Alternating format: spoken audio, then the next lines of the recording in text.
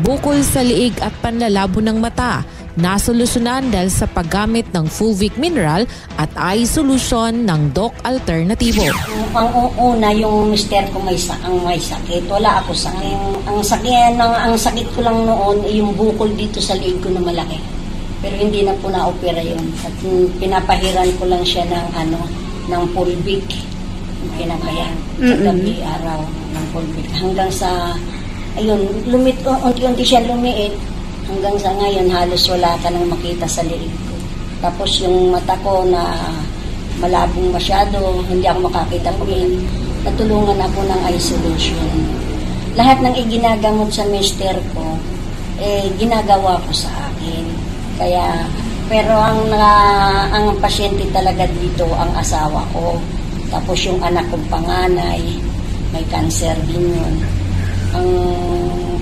Ang nakuha sa akin na naging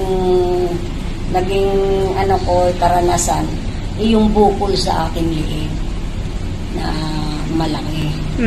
Hindi ako na-opera kasi sabi naman ng mga doktor, kaya yun yung lumaki, sabi ng mga doktor, pag di daw sumakit, wag kong ipa-opera. May tendency daw na baka unti-unti siya mawala rin.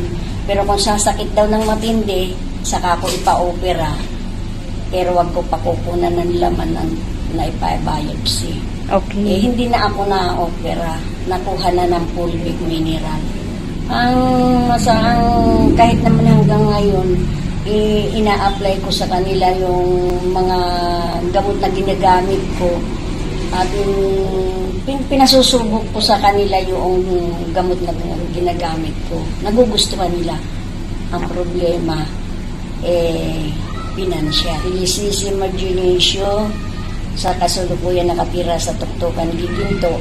Ang trabaho ko ay isang magsasaka, kami mag-asawa. Pruweba sa kaepektibo ng Fulvic Minerals ng Doc Alternativo. Ang Fulvic Minerals exclusive na mabibili sa Doc Alternativo branch. Bukas alas 9 ng umaga hanggang alas 5 ng hapon. Doc Alternativo para sa herbal at natural na lunas.